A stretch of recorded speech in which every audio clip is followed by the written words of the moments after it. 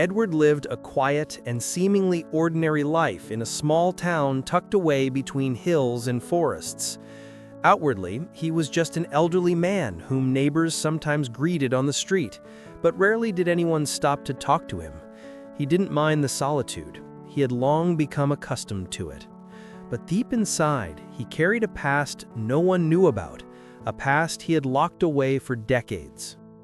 One cold autumn morning, when the sky was covered with a heavy gray veil and rain slowly capped on the window, Edward suddenly felt an unusual urge to go up to the attic. He hadn't been there in years. There was no reason to go, but something pulled him, or someone. The attic greeted him with the smell of old wood and dust. Sunlight squeezed through the blinds in thin golden beams, illuminating swirling dust like tiny dancing ghosts. He began moving old suitcases, boxes with faded labels, and stacks of yellowed newspapers. And then he saw it, a wooden box, darker than everything around it, as if it had absorbed memories rather than dust. Edward froze. He recognized it immediately. His hands trembled slightly as he lifted the lid. Inside were things he had once sworn to never touch again. Letters tied with a ribbon, photographs with torn corners, a metal identification tag, and a small notebook with a worn cover. His diary. From the war. From the year 1944. He sank into an old chair standing nearby. His heart beat unevenly. It felt as if the attic had become heavier, filled with the weight of memories that had suddenly come back to life. He picked up the first letter, a familiar, neat handwriting.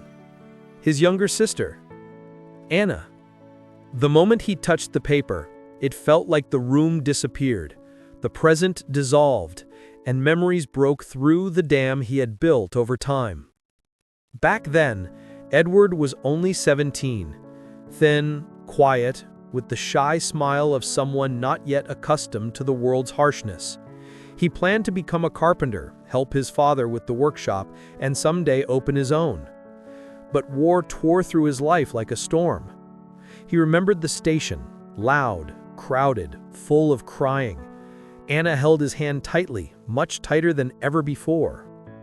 She whispered, "Promise me you'll come back." He promised, even though both of them knew that sometimes promises are nothing more than hope. The whistle of the departing train still echoed in his mind, foggy windows, the rhythmic clatter of wheels, a feeling of fear, almost choking in its intensity. The front greeted him with cold, mud, and the constant sense of danger. In his diary he wrote, "I didn't think I'd survive the first day." The memory of those days remained sharp. The smell of damp earth, the distant echoes of explosions, and the way the stars looked unusually cold at night.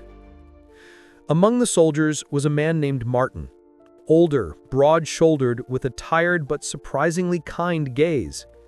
Martin became something like an older brother to Edward. He taught him how to move silently, how to read the land, how to remain calm when fear squeezed the chest like an iron claw. He shared stories about his own family, about things he dreamed of doing if he survived the war. They laughed together, argued, supported each other, as if clinging to these small sparks of humanity would keep the darkness away. Edward would not have survived without him. He knew that. Letters from Anna were his sole connection to home. Sometimes they arrived late, sometimes they didn't arrive at all, but each one was a lifeline. She wrote about the blooming apple tree, about cleaning the attic, about warm evenings they used to spend together. Her words warmed him even when cold seeped into his bones.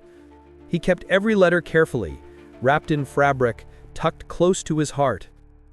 Edward suddenly felt the cold sweep over him as he remembered that night. Rain poured down in sheets. The wind howled like a wounded animal. Explosions illuminated the darkness in blinding flashes. Their group was caught off guard. Mud splattered, the earth trembled beneath them, and chaos erupted. Martin was hit. He fell hard, clutching his leg. He hissed through clenched teeth, "Leave me. It's an order." Edward refused. "I'm not going anywhere without you." "You'll die, kid." "Then we die together."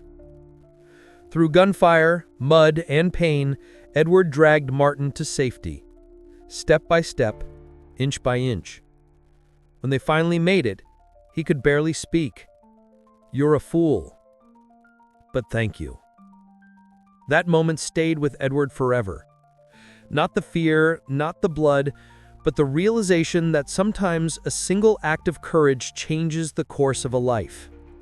When the war ended, Edward walked home. The roads were broken, but he walked anyway.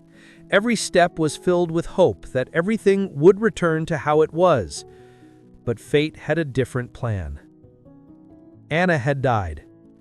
A sudden illness took her life just a week before his return. He stood at her grave with trembling hands, clutching her last photograph. It felt like the world had gone silent, as if all sounds had been sucked out of reality. That day, Edward stopped writing in his diary, and he never opened it again. Sitting in the attic now, many decades later, Edward finally opened one letter he had never read. Anna's last letter. Her words were simple, but they broke him. "If you are reading this, it means I couldn't wait for you. But know this, you were always the best part of my life. Live for both of us." A tear slid down his cheek. He didn't wipe it away. For the first time in many years, he felt warmth in his chest. Not pain, not regret, but gratitude. He closed the diary gently, and at that moment, the attic no longer felt cold. He realized that memory isn't meant to punish us. It's meant to remind us why we keep going. Edward stood by the window, holding the diary like a fragile treasure. The rain had stopped. Light broke through the clouds. And in that gentle light, he understood something simple. We never lose the people we truly love. They continue living in our stories. As long as we remember them, they remain with us. Thank you for watching this story.